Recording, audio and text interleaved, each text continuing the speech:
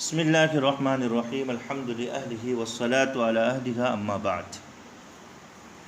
ایک اہم عنوان ہے فن اصول فقہ کی تصنیف کے 3 اسالیب۔ اسالیب جمع ہے اسلوب کی، یعنی طرز تحریر۔ اصول فقہ کے اندر جو کتابیں لکھی گئی ہیں ان کتابوں کا انداز کیسا رہا ہے، تو اس کے 3 اسالیب یہاں پر ذکر کیے جا رہے ہیں، بیان کیے جا رہے ہیں۔ دیکھیے، ابتداً تو اصول فقہ کی تصنیف کے 2 اسلوب تھے۔ پہلا اسلوب جسے نظریاتی اسلوب آپ کہہ سکتے ہیں، نظریاتی اسلوب کہہ سکتے ہیں کہ اس طرز میں اصول فقہ کی تصنیف کی جانے والی کتابوں میں اصول اور قوانین فقہ کو مرتب کیا گیا۔ صرف اصول اور جو فقہ کے ضابطے ہیں وہ مرتب کیے گئے۔ کسی بھی مسلک اور فقہی مکتب فکر کی جو جزیات ہیں وہ ان اصول پر منطبق کرنے کی، چسپاں کرنے کی کوشش نہیں کی گئی۔ گویا کہ اس طرز کے جو اصولیین ہیں انہوں نے اپنی پوری محنت اور پوری کوشش خالص اصول اور قوانین کو مرتب کرنے اور ان کی وضاحت میں صرف کر دی۔ اب وہ اصول چاہے ان کے مسلک یا مکتب فقہ کے موافق ہو یا نہ ہو، ان حضرات نے اصول کو مرتب کرنے کے بعد اپنے مسلک کی جزیات اور فروعات کو ان پر منطبق کرنے کی کوشش نہیں کی۔ اس طرز کو طریقۃ المتکلمین کہا جاتا ہے، اس لیے کہ فلاسفہ کے لکھنے کا یہ انداز ہوتا ہے، اور چونکہ شواف اصولیین کی زیادہ تر تصانیف اسی طرز کی رہی ہے، اس لیے اسے طریقۃ الشافعیہ بھی کہتے ہیں۔ اس اسلوب کے تحت جو کتابیں تصنیف ہوئی ہے طریقۃ الشافعیہ یا طریقۃ المتکلمین کے تحت، اس میں نمبر 1 ابو الحسین محمد بن علی البصری الشافعی کی کتاب المعتمد ہے۔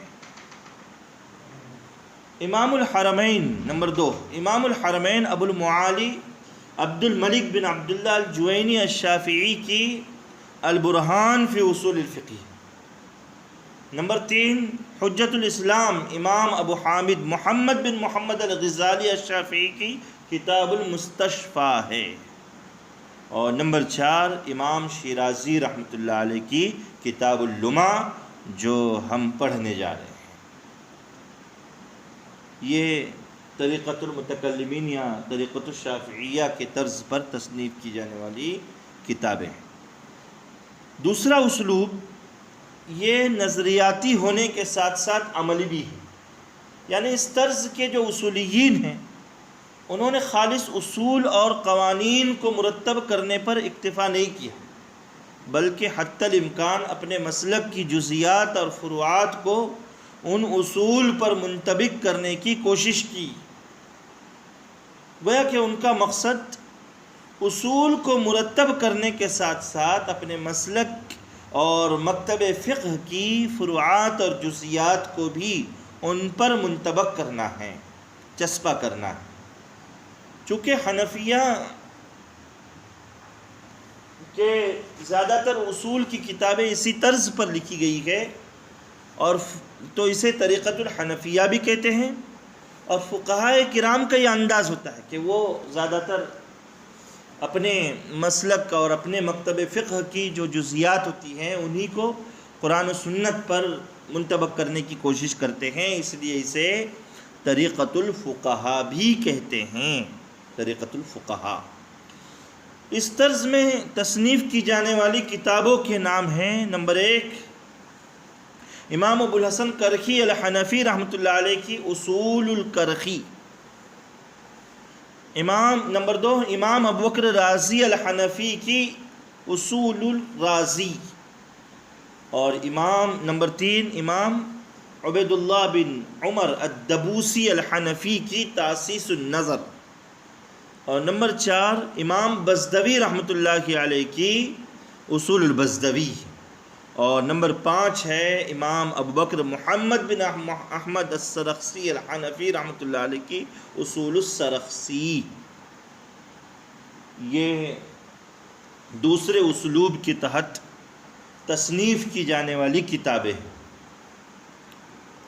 فن اصول فقہ کی تصنیف کا تیسرا اسلوب، ابتدائی زمانے میں تو یہی 2 اسلوب چل رہے تھے،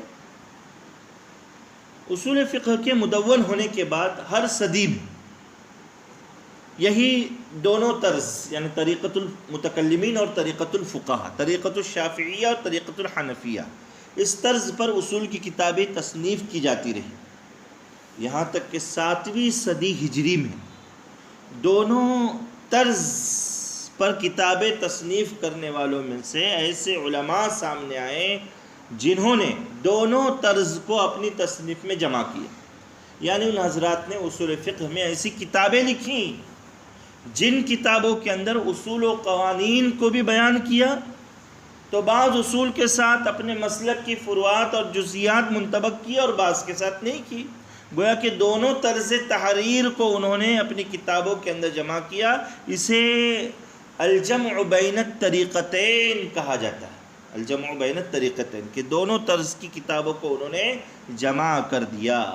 اس طرز کے تحت تصنیف کی جانے والی کتابوں میں نام آتا ہے امام مظفر الدین کی بدیع النظام، امام سبکی الشافعی کی جمع الجوامع، امام فخر الدین رازی شافعی کی المحصول، امام آمدی کی الاحکام فی معرفت الاحکام، ابن حمام حنفی رحمۃ اللہ علیہ کی التحریر،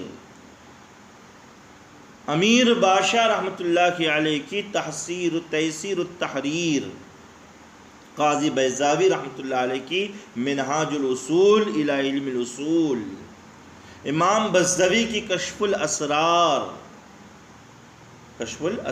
یہ کتاب ہے، اس میں مسلم الثبوت، فواتح الرحمود جو اس کی شرح ہے وہ بھی ان میں داخل ہے۔ تو یہ فن اصول فقہ کی تصنیف کے 3 اسلوب آپ کو بتائے گئے ہیں، ان 3 اسالیب کے تحت کتابیں تصنیف کی جاتی رہی۔